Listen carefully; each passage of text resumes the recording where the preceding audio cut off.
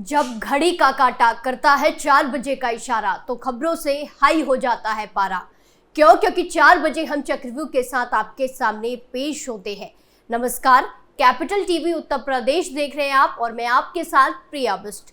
आज चक्रव्यूह में बात होगी यूपी उपचुनाव की, बात होगी यूपी में चल रहे पोस्टर वॉर की, साथ ही बात भाजपा नेता बबलू खान पर हुए जानलेवा हमले की और आखिर में बात एक दलित उत्पीड़न की खबर की।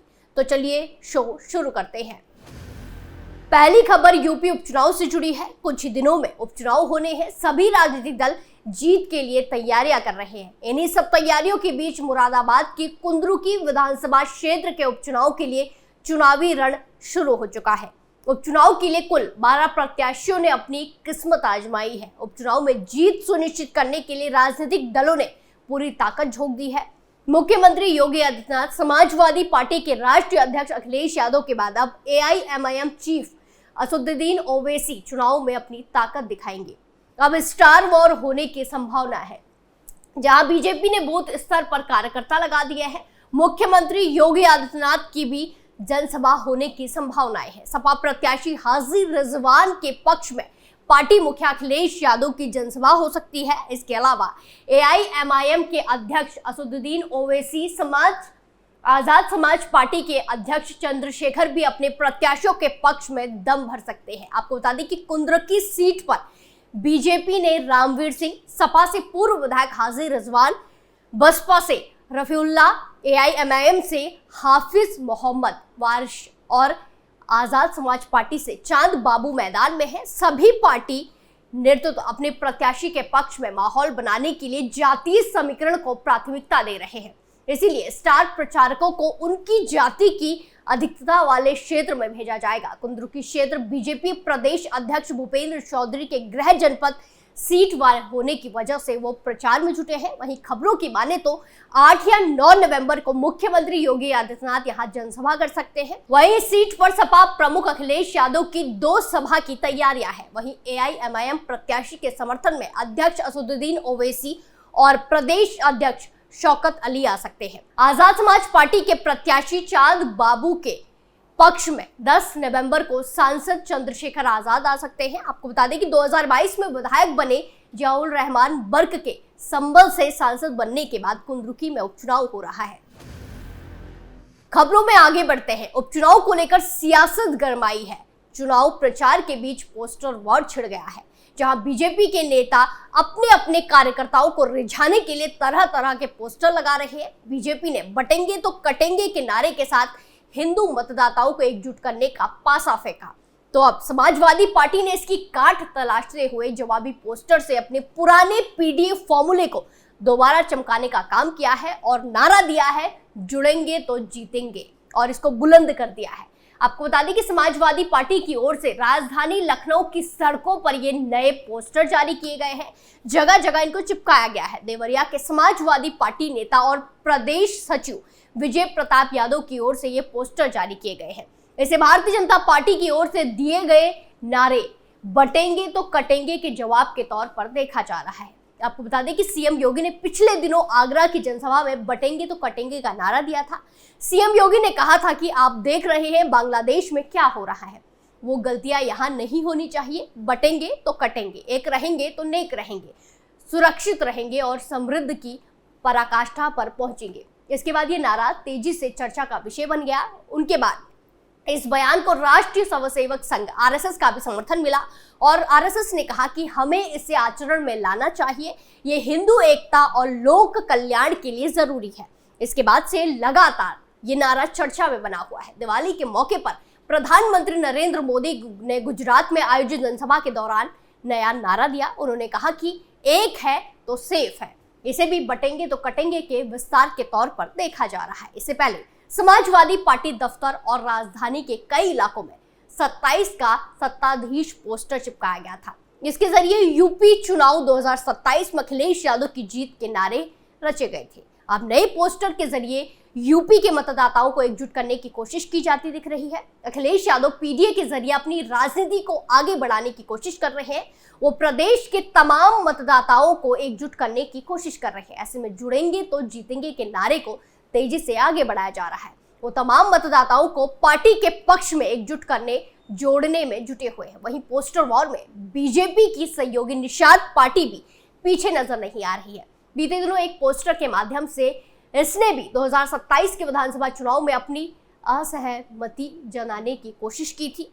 इसमें लिखा था कि 27 का नारा निषाद है सहारा। इसमें दीपावली की बधाई दी गई थी। ये होर्डिंग राजधानी लखनऊ में मुख्यमंत्री आवास, सपा कार्यालय के पहले और मंत्री संजय निषाद के घर के पास लगाए गए थे। देखा जाए तो पोस्टर वॉर से यूपी की राजनीति गरमाई है। ऐसे में इस पोस्टर का असर उपचुनाव में क्या पड़ता है, ये रिजल्ट बताएंगे। खबरों में आगे बढ़ते हैं, जहां अयोध्या के भाजपा नेता बबलू खान पर जानलेवा हमला किया गया। बताया जा रहा है कि दीपावली के मौके पर राम भजन बजाने को लेकर विवाद हुआ था, जिसके बाद मुस्लिम समाज के कुछ लोगों ने बबलू खान पर जानलेवा हमला कर दिया। मुस्लिम समाज के लोगों ने राम मंदिर समर्थक बबलू खान और उनके परिवार पर हमला किया है।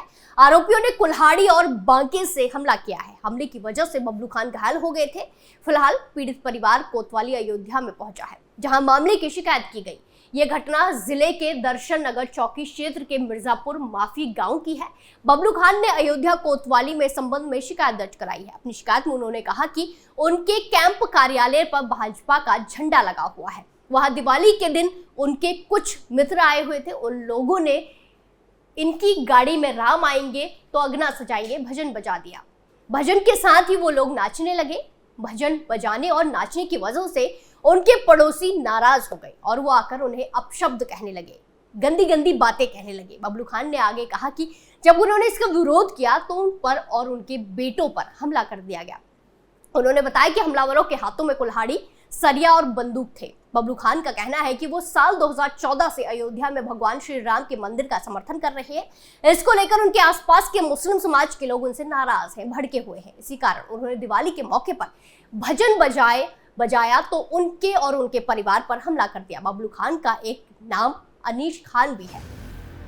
आखिरी खबर उत्तर प्रदेश के सहारनपुर से है, जहां दलित उत्पीड़न का एक मामला सामने आया है। यहाँ फरमान, सद्दाम और राकिब ने साथियों के साथ मोंटी नाम के युवक की बेरहमी से पिटाई की है। पीड़ित अनुसूचित जाति से है, जिसका घर भीम आर्मी चीफ रावण के घर से महज कुछ ही किलोमीटर की दूरी पर है। मोंटी को बचाने आए उनके अन्य परिजनों पर भी हमला करके चोटिल कर दिया गया। घटना सोमवार 28 अक्टूबर 2024 की है।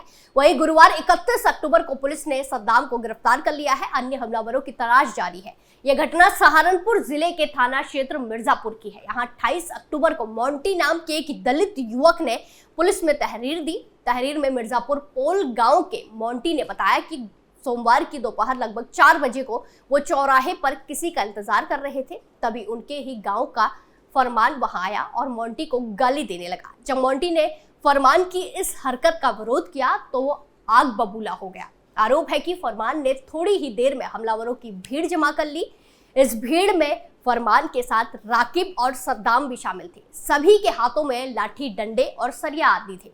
ये सभी मिलकर मोंटी को पीटने लगे, उस पर हमला करने लगे। जब पीड़ित को बचाने उनके गांव के लोग और कुछ अन्य परिजन आए, घरवाले आए, तो हमलावरों ने उनकी भी बेरहमी से पिटाई कर दी। खुद पर हुआ हमला साजिश बताते हुए मोंटी ने आरोपियों पर कड़ी कार्रवाई की मांग की है। मोंटी की इस तहरीर पर पुलिस ने राकिब, सद्दाम और फरहान को नामजद आरोपी बताते हुए एफआईआर दर्ज कर ली है। इन सभी के खिलाफ भारतीय न्याय संहिता बीएनएस की धारा 115 खंड 2 और 352 के साथ SC/ST एक्ट के तहत केस दर्ज किया गया है। गुरुवार 31 अक्टूबर को पुलिस ने सद्दाम को गिरफ्तार भी कर लिया। वो अपने ही गांव के पास कासमपुर पुलिस के पास छिपा हुआ था और कहीं भागने की फिराक में था। वहीं मामले में फरार चल रहे अन्य आरोपियों की तलाश की जा रही है। साथ साथ मामले में जांच और अन्य जरूरी कार्रवाई की जा रही है। चक्रव्यूह में फिलहाल के लिए इतना ही, फिर पेश होंगे सनसनीखेज खबरों के साथ। बाकी तमाम खबरों के लिए देखते रहिए कैपिटल टीवी उत्तर प्रदेश। नमस्कार।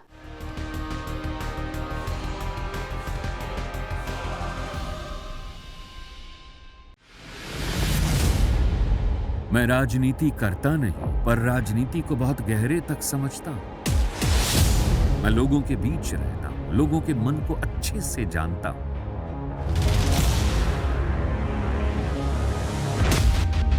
पब्लिक और पॉलिटिक्स की हर नब्ज को खूब पहचानता हूं। संघर्ष की सियासत से सत्ता के सिंहासन तक मैं हर खबर से खरा सच निकालता हूं। ना कोई दौड़, ना कोई race, capital B, Uttar Pradesh.